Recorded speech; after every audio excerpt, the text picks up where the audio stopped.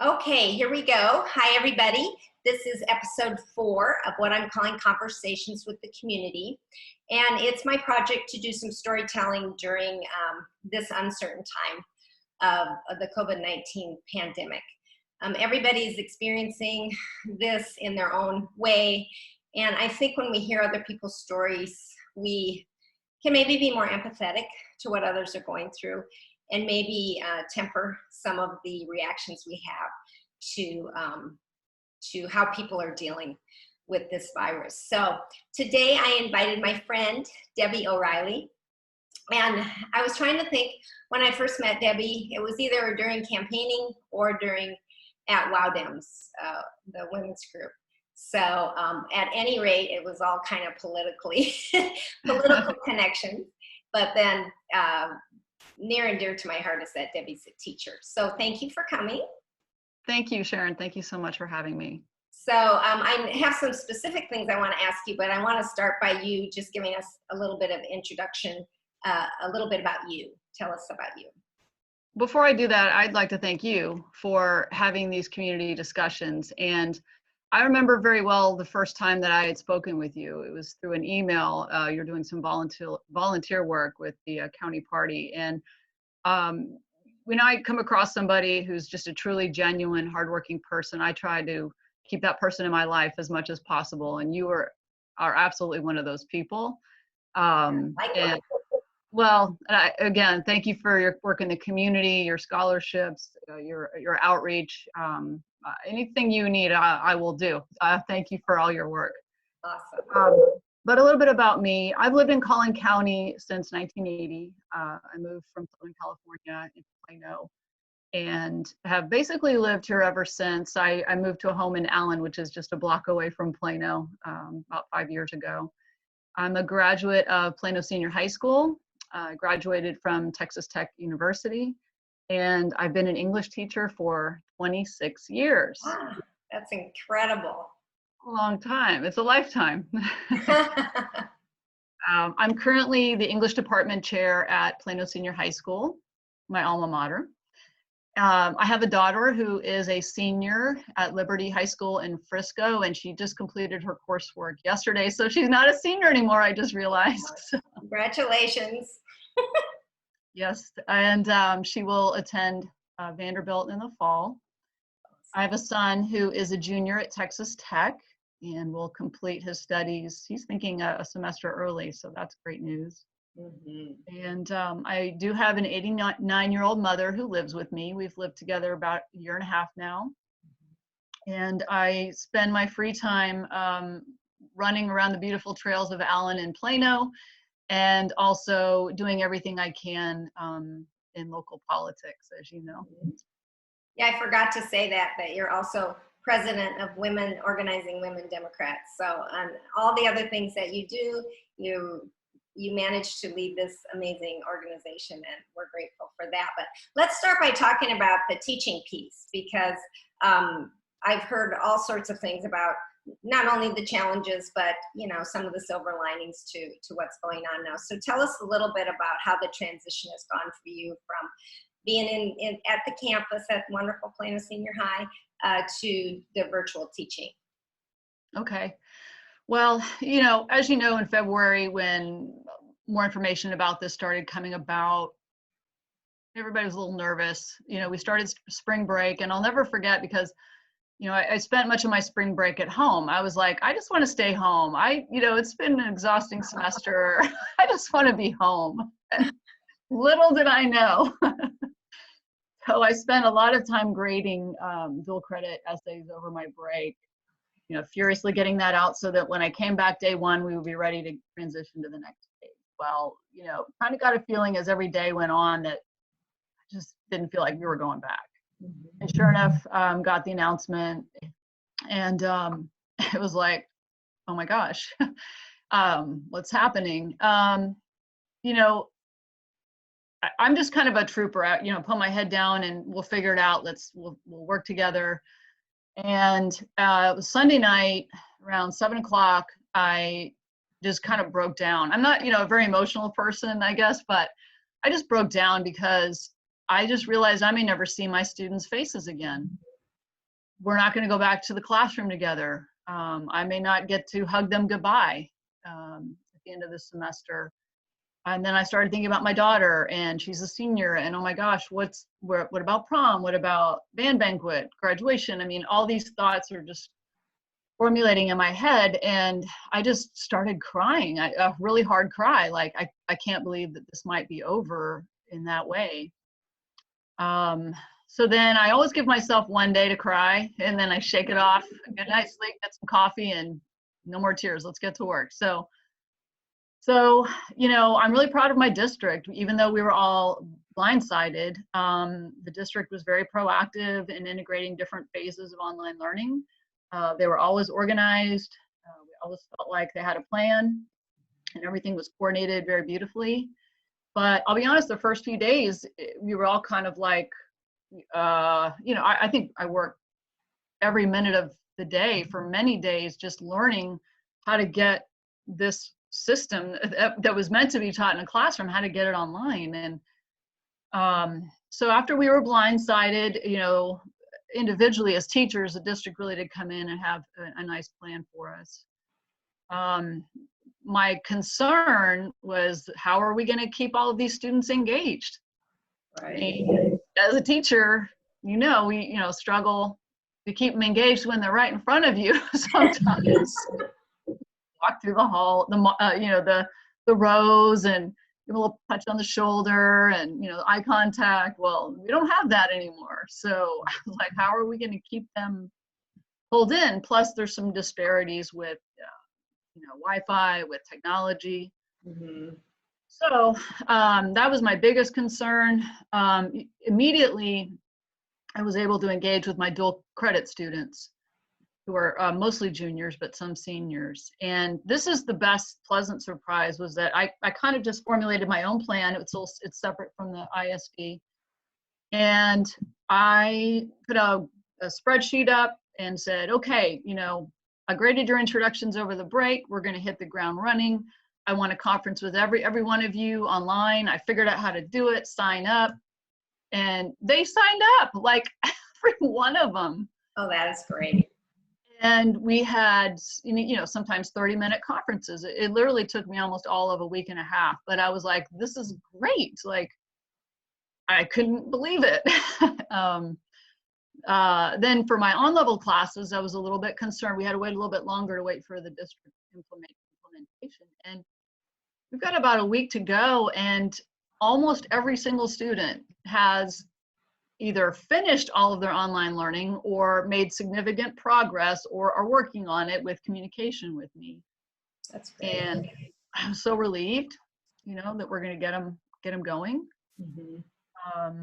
Yeah, I heard that some, in some schools, a much smaller percentage of kids were contacted. They were able to contact, but you said you could reach out to every one of your kids, all your students? Yes, in fact, honestly, all but one. And so we split the work up with other teachers, the administrators, the counselors. We had a big, spreadsheet of all the kids who we had trouble contacting when we finally got one. What was, how did we reach them? What was the best number? Who do we, all the information. Here's what they're struggling with. Maybe it's technology, or, multiple siblings in the house trying to use few laptops with limited, bandwidth. Multiple people in the house, all kinds of complications that you really still have to know your students individually. You have to know more than ever now, actually, what their personal situations are. Did most of the kids have access, your kids have access to all the technology they needed and the connectivity? And then the other question related to that is, did you as a teacher, because I think a lot of people don't have all the resources they need to set up their own little office / classroom at home? That's a great question. So the school district, again, was excellent about providing Chromebooks to every single student who needed one. I'm going to guess 700 to 900 minimum. I can fact check that, but imagine 700, 900 kids, and Plano Senior High did a great job. It was very organized. Parents drive through, sign them out. give them to them. So imagine all these hundreds of Chromebooks going to these kids' hands. And, a lot of private companies have been very generous about providing free Wi-Fi to people who don't have it. So that was a bonus. As far as I go, it's funny because, I don't have a home office here. So I'm actually sitting in my bedroom, which doubles as my office. And I'm not, it's, Plano here. But I know, it looks so beautiful in the background. But, it's funny because I had to move a small desk into my bedroom. My mom watches a lot of TV downstairs and you can't hear very well. So it's really loud. So I had to kind of shut the door and come in here. But, you make do, right? Like, you just figure a way. Right. No, that's awesome. So how did you handle testing and grading? Okay. Good question. With my dual credit, all of our work is essays, so that's easy. I just continue to assign the essays. I have video lessons, write out the instructions and post it in Canvas, and all the work is turned in through Canvas. With my on-level students, so Plano ISD is using a program called Edgenuity, and it's an online platform where all of the students are provided the lessons and instruction and quizzes. So everything's really assessed through Edgenuity for most students of core classes. And then are you given final grades? Yes. So in Plano, we're doing something a little different. So based on, in the core classes, based on their performance in those Edgenuity quizzes and tests, the students get a grade of either met standard or not met standard. Got it. And we calculate that into a final grade at the end of the grading period. Are there any plans? I've been trying to keep up with what's going on, but it seems like things have been changing really fast. Are there any plans to do summer learning with Plano? I haven't heard anything specific. I would bet it would all have to be online at this point. I just can't imagine any kind of plan for anything face-to-face. And I know that Plano's letting us know that they're obviously looking at how we can make changes for next year. Right. And I've read TEA recommendations, and I know that they're asking school districts to consider, one of 3 different options for how learning could look different next year. Yeah, I spent like an hour and a half the other night on a call with Randy Weidgardner, who's the National AFT president, and then Diane Ravitch, who had been, I think, education secretary with George W. Bush. And she's kind of come full circle on her thinking about education. But oh my gosh, there's so many questions on how we're going to move forward with funding. And the reality is, and this is why I'm more passionate than ever to win this race for House District 66, is because y'all are going to need more resources, not less resources. And I understand that less money is coming into the state, but the fact of the matter is, if we put kids into the buildings on staggered schedules, longer days for teachers or more staff, or if you're going to cut staff sizes in class sizes in half, you're going to need a larger staff. So I know people are having these conversations all the time. I just want to be involved in them because they're so critically important. You just hate to have the kids lose any of their learning opportunities, and there's already that problem in the summertime anyway, with kids kind of going back a little. You've been a great champion of supporting the school districts, public schools, for a long time, not just when it became popular. Right. And so, there's some serious legislative issues. Obviously, that with recapture, Plano's really struggling. And if, if we could elect you to help fix those problems and get some stronger budgeting in Plano, we would be very grateful. Looking forward to that. Well, I want to talk a little bit about your wonderful daughter, who is a high school graduate, and how is she doing? How's she adapting to all of this? She's a very tough girl. She's very resilient, but also a big heart. And, day 2 of after spring break, she actually attends a Frisco school.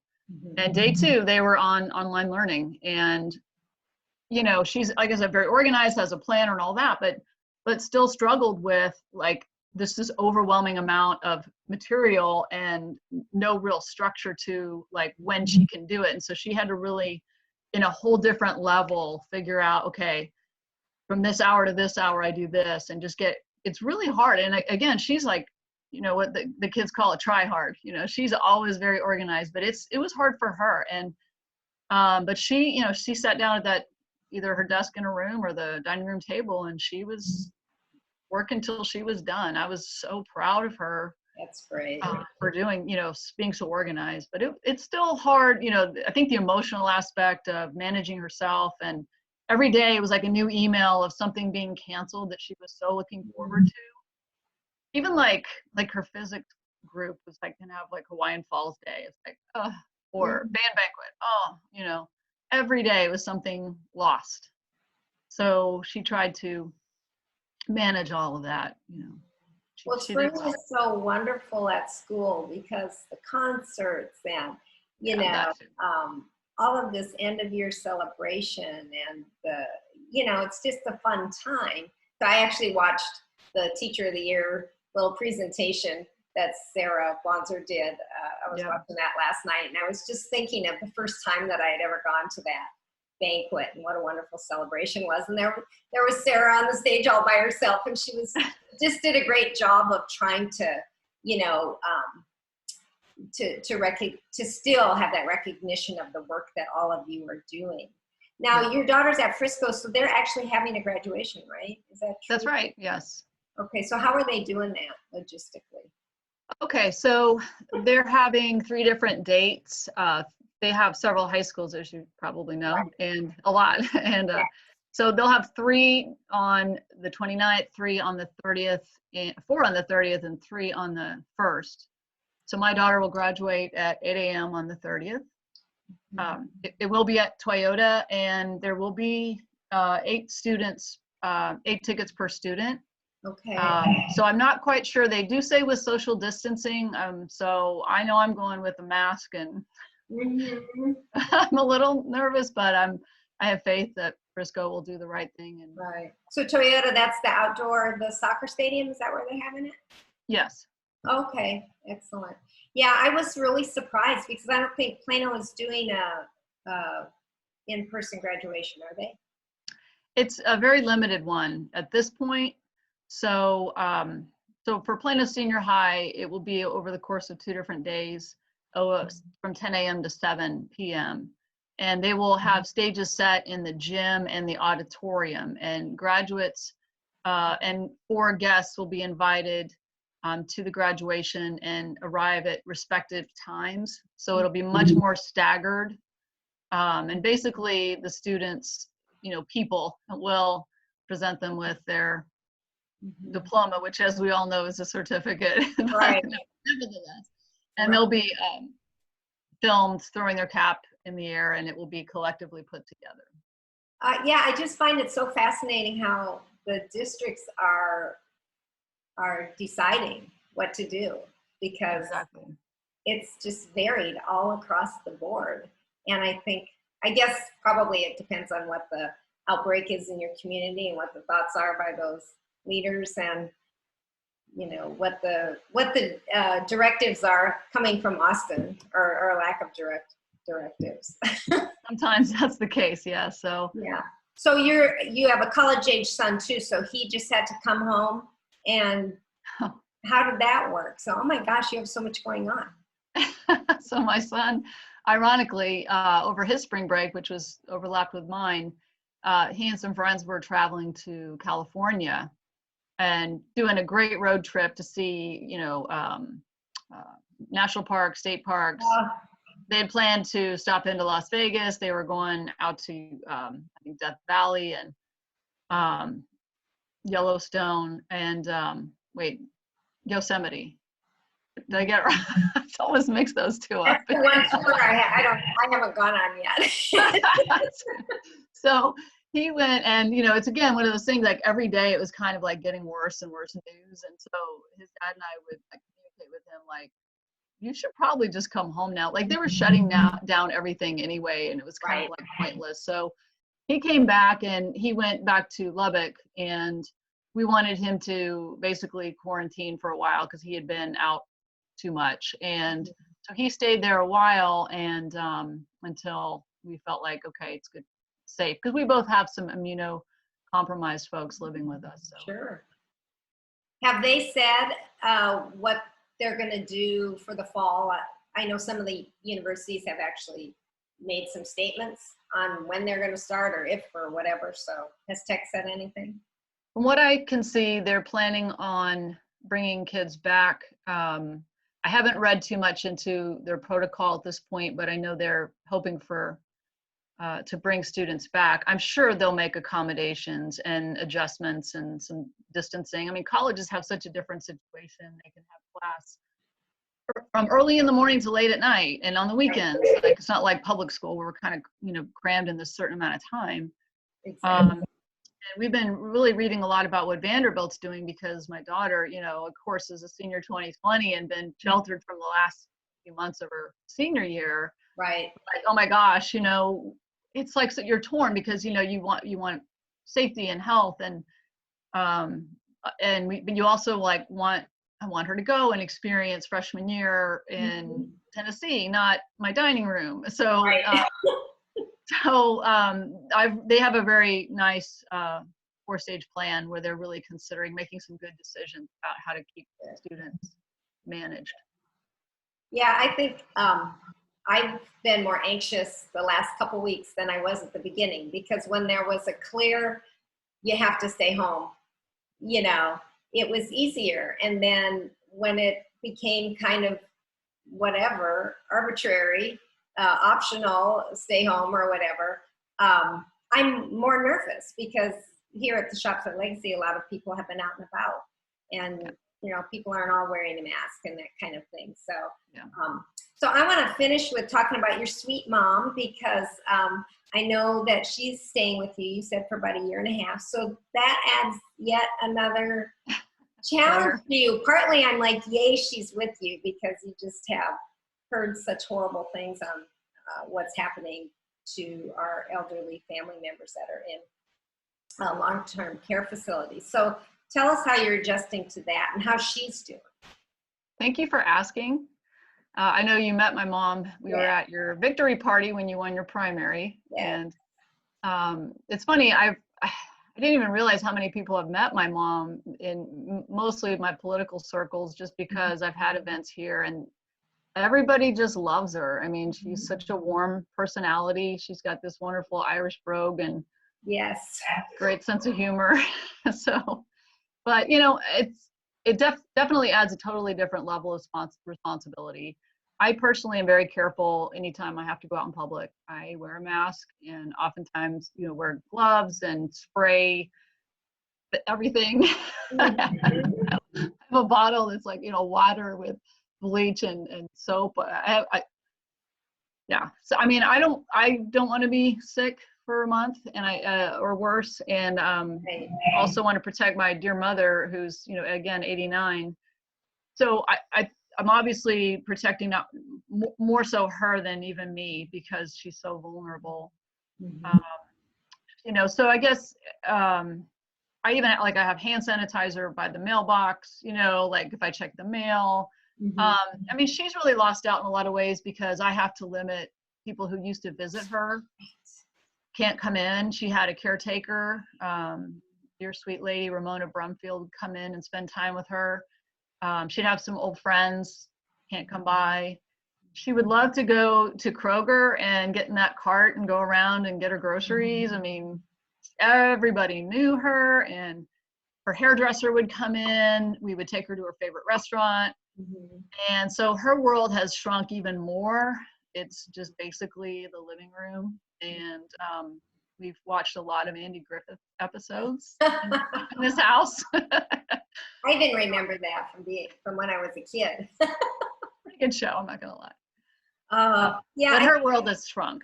Yeah, that loneliness is, we talk about the physical dangers of the coronavirus, but the loneliness and, circling back to the kids too, and Yeah. thinking about how important it is, the work you do with them in person, because where I was talking about assessments with somebody, and I said, yeah, a teacher can assess every child that walks in her classroom every single day, and who's tired or who's hungry or who's had a fight with somebody, or who's gung-ho and prepared. And without that personal interaction, I think kids lose out, don't you think? That's really hitting the nail on the head, because one of the first things I thought about that Sunday night before school was supposed to start back in class was, just by this point in the year, we've definitely gotten to know our students very well and the personal relationships. And I thought about my students who rely on school for food, Right. and who, a lot of times as teachers, we're almost like surrogate parents to them. And we listen to them, we encourage them in ways that are similar to, but yet still a little bit different from the way a parent would. And that relationship with students, I worried about them. I was worried about kids who had told me some things that, I've been helping them with, and now it's just not, it's not the same. Right. So I'm still hoping. No, go ahead. I'm sorry. Oh, I'm still hoping they're okay, and I still think about them all the time, and I check in on them, and we can still, there's all these wonderful tools with technology that I can and do connect. I've even gotten a Google Voice number, and sometimes I'll call, and just want them to know that I'm still available, and we all are, to help. Mm-hmm. Yeah, that's awesome. The teachers have such heart for their students, and I really hope we can come up with some sort of plan where I know we'll never return to the way it used to be in any facet of our life, probably, but I'm going to push back against the profiteers and the privatizers who think we can maybe do this without brick and mortar schools. And I really think that's a mistake, and our kids are missing out. And I'm also just really anxious about what the plan will be. I know there are a lot of good people working on things, but we always have to remember what's best for our students and teachers. But anyway, well, I know you have to go back to work and interview somebody for a position, right, for next year? Yes, an English teacher, yes. So nothing stops, right? I mean, staffing for next year, people would always say when I was a campus office manager, what did you do in the summer? There must have been nothing to do. And I was like, well, the only way the school is ready to open on the first day is because of all of that work that you do in the summer. And I know that you'll be involved in that and decisions and whatnot. But I just want to say thank you for everything you do for the kids, for our community, for our women's group. And I just think you're amazing. And I'm so pleased that you would take some time to visit. And I hope you have a good wrap up to the year. And anything else that I missed that you want to share with people before we say goodbye? Well, I just, again, want to thank you for being a servant leader, and you have the right heart.